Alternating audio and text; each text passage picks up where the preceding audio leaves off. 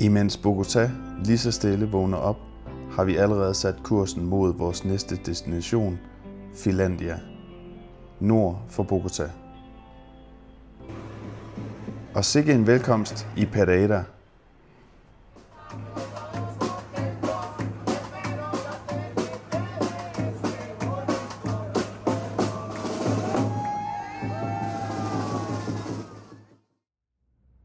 Efter en kort køretur fra Pereira til Finlandia er det på med vandreskoene og op imod udsigtspunktet på den højeste bakke i Finlandia.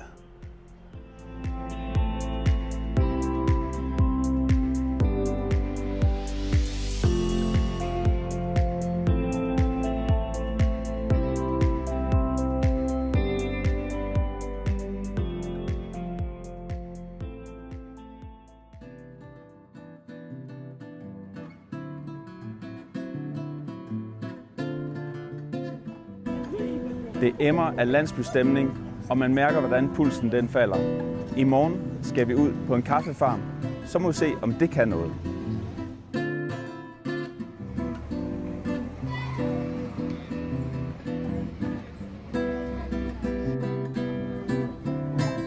Finlandia er en del af den berømte colombianske kaffetrekant, som i 2011 blev optaget på UNESCO's liste over World Heritage Sites. Så har vi lige fået lidt morgenmad her på vores hostel i Finlandia, og nu skal vi lige om lidt i en jeep ud på en kaffefarm og opleve hele processen. Det bliver spændende. Så har vi lige sat os i vores jeep, og det er lidt spændende. Sikkerhed er ikke noget, man sådan går voldsomt op i. Ingen sikkerhedsseler, og det går meget op og ned. Det er spændende. Vi er på vej ud til en kaffefarm. Vi har booket i en lille biks nede i byen, så vi ved faktisk ikke helt præcis, hvad det er, vi skal ud til. Men det, der er helt sikkert, det er, at det kun er Sabina og jeg, der er på den her tur. Ret eksplosivt.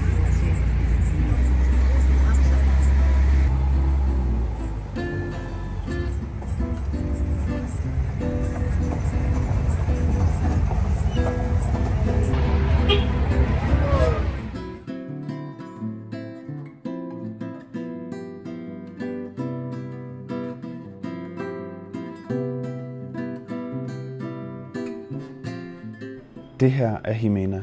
Hun er 3. generation her på farmen, og hun skal vise os igennem alle processerne fra bønne til færdiglavet kaffe. Hun forklarer om kaffetræets livscyklus. Hvordan det starter med det lille kaffebær. Jeg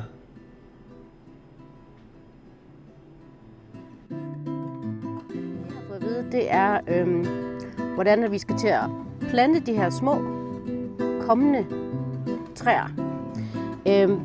Man starter med, ligesom når man smutter mandler, med at trykke på skallen, så kommer der 2 ud af de her kaffebønner. Så har jeg lige fået ind i munden, den er meget sådan sødlig i det. Men man skal ikke tygge på den, men den er sådan meget sødlig.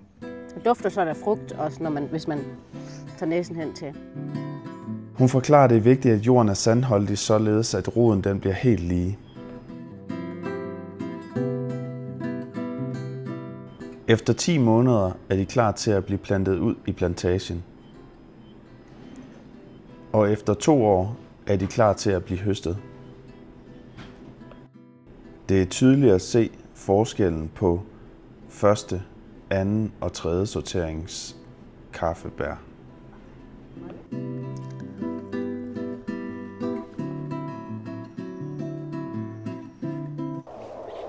Lige nu er jeg i gang med en konkurrence med den lokale kaffebonde.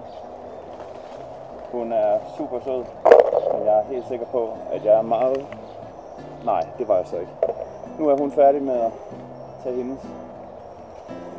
Så vandt jeg ikke den her gang. Men det er fantastisk. Vi står under et kæmpestort træ, og hun har lige fortalt, at de kaffetræer, der står under de store træer, får de allerbedste bær med den allerbedste kvalitet. y es lo que va a ir cargando. Pero en el día, unos 300 kilos. ¿Sí? Vamos a ver la segunda etapa. Son segunda calidad. Aquí flotan. Ok. Entonces, una buena y una mala. Míralo. Esta es la broca.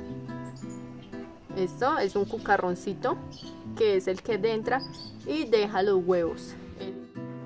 Acá ponemos estos granos de café y con esto vamos a dar vuelta. Y aquí salen nuestros. Hay que desecharlos.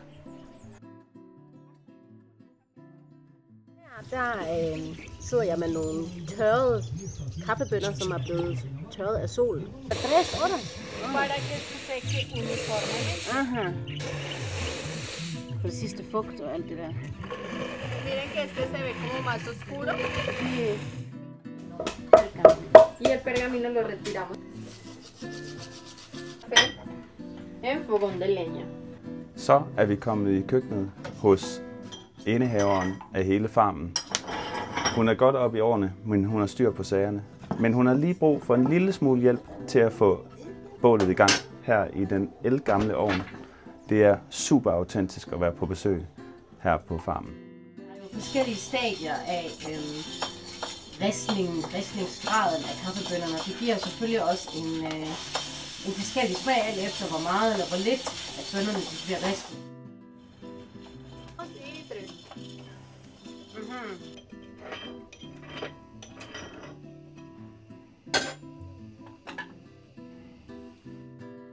Det her, det er, hvad man kalder en seriøs kaffekværn.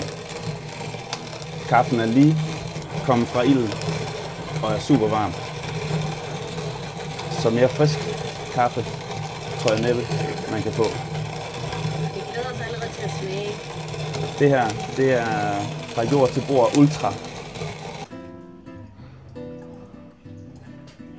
Estos se empiezan a manchar por el café, ¿sí?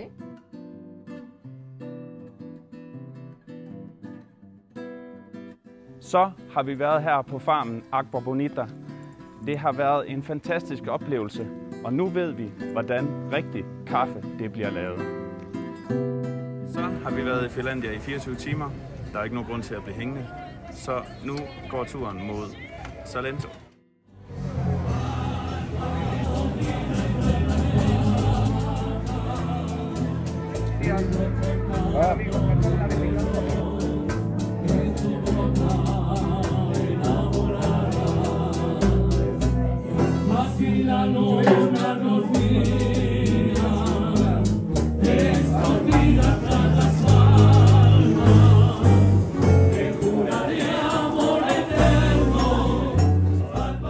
Lørdag aften i Salento.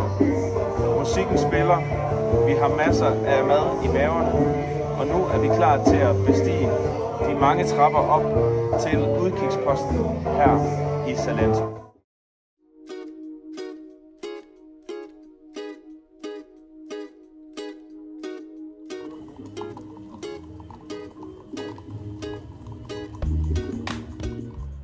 Mørket er ved at sænke sig over Salento, og det er tid til at vende snuden mod vores hotel.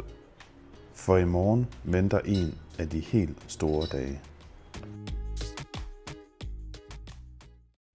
Solen er lige stille ved at stå op her i Salento. Nu skal vi over og have købt vores billet. Så skal vi ud og køre jeeps ud til Valle de Copra. Ja, hvad gør man ikke, hvis der ikke rigtig er plads? Så må man jo stå bagpå. Er vi klar?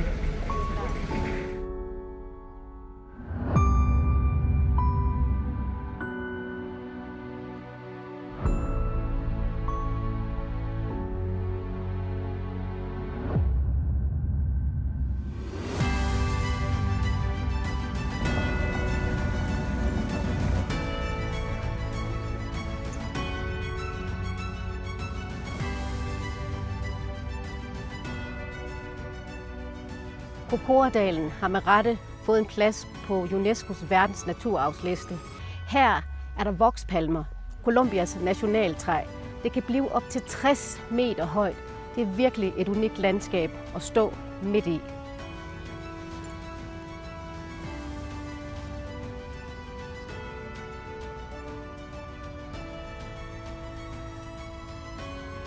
Det er bare fuldstændig fantastisk at sidde her og tage alle indtrykkene ind. Det kan slet ikke helt beskrives. Man er nødt til at være her selv for ligesom at få det hele med. Jeg kan sagtens sidde her og forklare, men det er kun en brøkdel af, hvad det egentlig vil sige at sidde midt i alt det her. Man føler sig lille, men samtidig som en del af noget større på en eller anden måde. Det er smukt, synes jeg.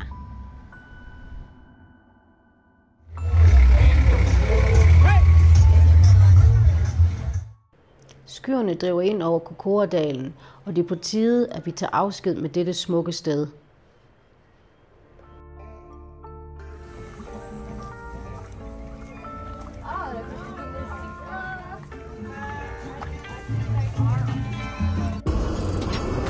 Så er vi på vej på nye eventyr. Vi forlader nu Salento og er på vej mod Manizales med et pitstop i Pereira.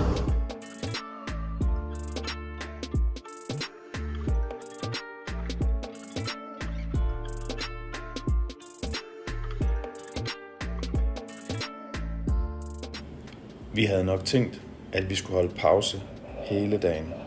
Men en ny by med nye muligheder, det var for fristende ikke at skulle udforske.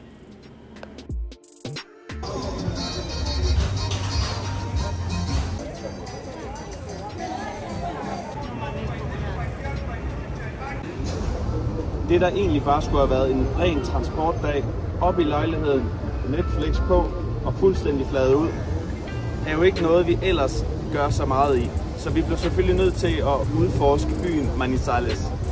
Og det var godt, vi gjorde det. Vi er nu kommet til Plaza Bolívar her i Manizales, og hvilken katedral I kan se bag ved mig.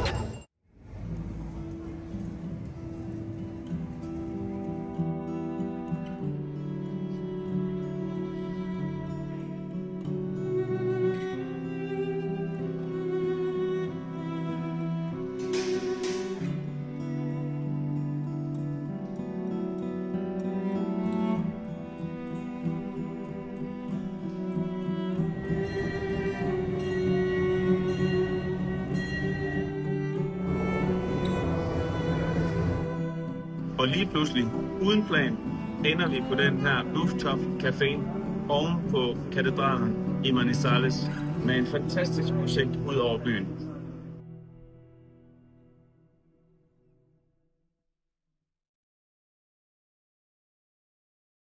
Det var stadig mørkt, da vi var klar til at tage rejsen mod nye højder.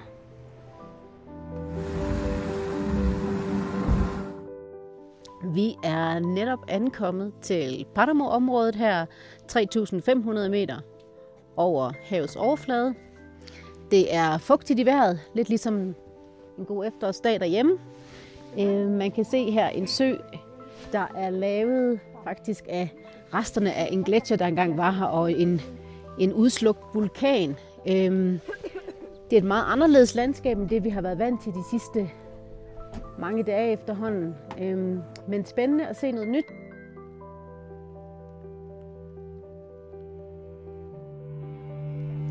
Vi står lige nu med udsigt til vulkan El Ruiz. Normalvis så er der ikke sne på toppen, men lige nu der er den aktiv, så det gør, at det bliver meget, meget koldt deroppe. Nu kan vi se lidt hvidt, sådan lige skæmt ude i horisonten. Det er egentlig en del af en vulkangruppe, kan man sige, hvor der sådan på række er forskellige vulkaner. Det er kun Ruiz, der lige nu er aktiv.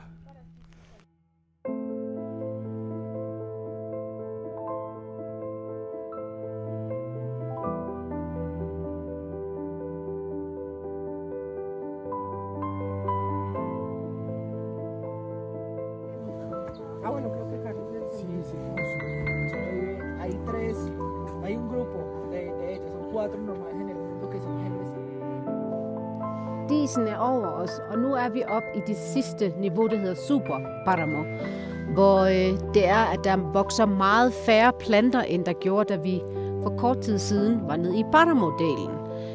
Der er 2 forskellige planter her i området. Den ene ligner sådan en korallignende ting, og den anden er sådan en slags... Wow, nu kommer det. Undskyld, det så det faktisk. Det er fordi, at det er lidt vildt nu, at lige pludselig så kommer den her dis bare og omringer en. Det ser så lidt vildt ud, når man står og kigger på det. Hvad vil jeg sige? Den anden plante, det ligner nærmest sådan nogle små husløg. Egentlig kan de godt gro selv, men de vokser i sådan store puder nærmest. Og colombianerne kalder dem madrasser.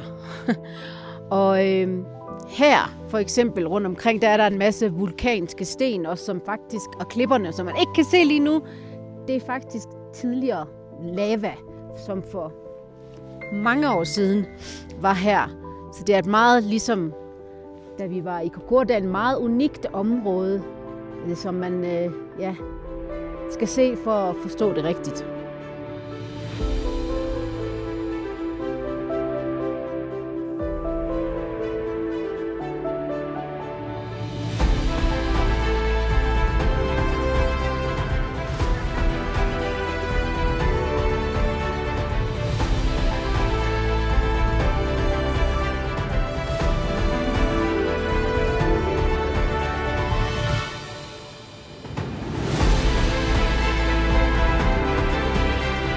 Det var som at sætte fødderne på ukendt land.